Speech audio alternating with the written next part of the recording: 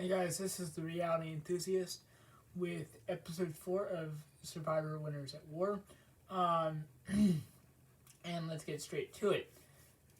And first thing I gotta say is that Edge of Extinction challenge, since that was the first thing that we saw, was really hard. I mean, like, I was just grueling and, really intense. And, you gotta stay hydrated. So I assume that everyone got a fire token because it was, it was easy to do. I mean, not easy to do, but you couldn't really interfere with anybody. So everyone got a fire token. So Natalie now has 4, and everyone else has 1. On the Edge of Extinction. So yeah, that's what it entails. So seeing as how that wasn't a big part of the episode, let's get right to the camp lives and everything. And it shows that Rob and Parvati are trying to get back in, as I expected them to. I don't expect them to stop and to stop trying, because they're 2 of the best players. So they're not going to stop, and they wanted to get added in their little group. And I don't think that it necessarily worked, but I don't think it necessarily didn't work. Meaning that it planted the seed, but I'm not sure if it really grew, and we'll see whether it grew next episode or the episode after. Now, we're going to talk about how it's the connections versus the non-connections on the Deiki tribe. Now, this is how much we haven't seen this tribe. I really haven't been able to decipher who's on who yet. Not as much as I have on the other tribe. We haven't really seen them play the game much. So them targeting Tyson was a good move for Yul and for his group of people. And it's also a good move for some other stranglers that are kind of at the bottom of that group. But the big threats on that side of the field should have gotten together. They should have banded together and got Yul out. I mean, they had a shot. They could have taken it, but they didn't. And we'll get to that later. First, we'll get to the challenge, where Deiki finally loses, right?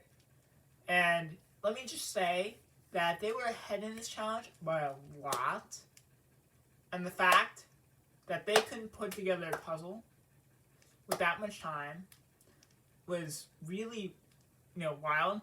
But also the fact that Rob was able to put that puzzle together with not very much time at all was impressive. I mean, he may have screwed up the one puzzle, but he did a very good job on the on that puzzle.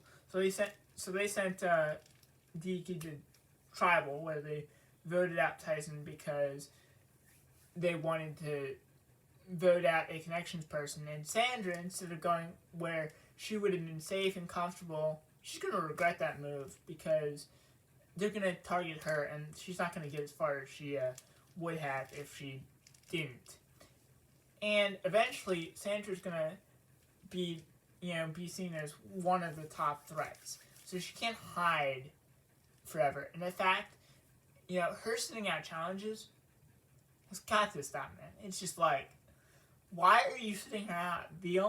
Part of the reason why the red tribe kept winning, all these challenges, was because they were sitting out Sandra, and that just wasn't okay. I mean, that wasn't okay, and it's interesting to me how you can do that. And there used to be a rule stating that you can't sit out a person back-to-back challenges, but I don't know where that rule's gone.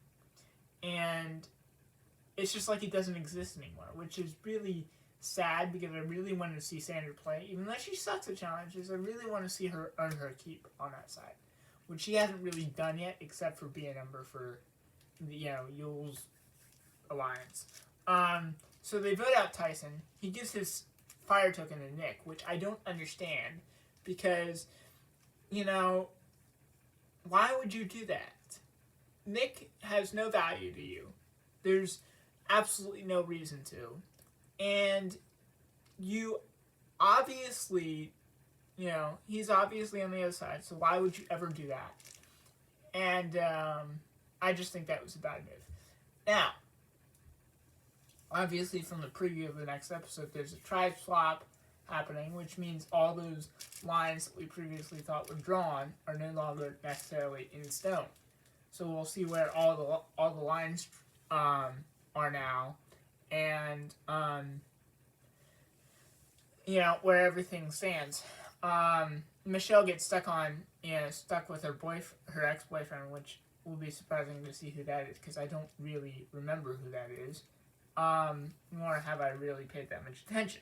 But the more important part of that is the fact that in Redemption Island,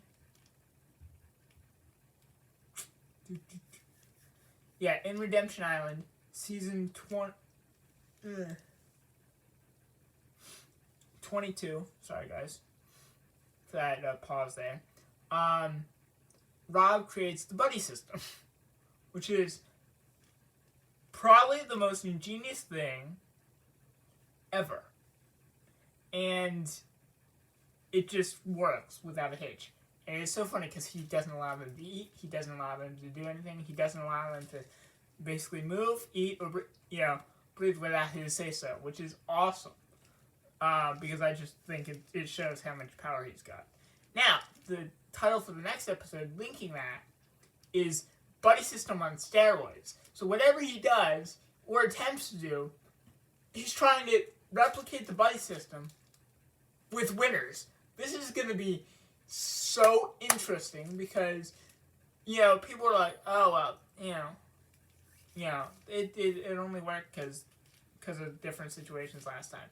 But, this is going to be so interesting because it's winners, it's all everywhere, and it's like, can he actually pull this off? Because if he can pull it off, it'll be awesome, and I still think that Rob has a decent shot at winning this game.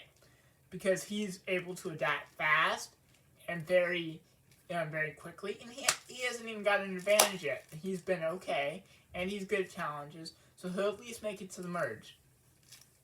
And, and be okay with it. He'll at least make it to the merge and be okay with that, right?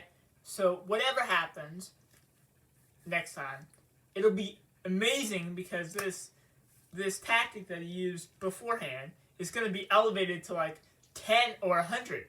And it's going to be awesome. And we're going to see probably the best move we've seen. And I thought the bag move was awesome. No, this is going to be like beyond that and a lot more, probably a lot better than that. So you wonder why Rob's a top player? And yes, the episode next week will, will cement that, or at least give proof to that, right? Because he's the number one player, according to a lot of sites and according to a lot of people. So we're about to see exactly why. Anyway, guys, that's my episode recap for this week. I know it was a little shorter, but I want to keep these videos a little short, So, it's almost 10 minutes, so I think that's a nice little short video for you guys. And I'll try to keep them around that length, because I don't like the 20-minute length stuff. So, I'll try to keep it around that. Anyway, guys, see you next time, and I may post some smaller videos from here to next Wednesday. So we will see you guys later, and in the meantime, stay in the real reality. Bye.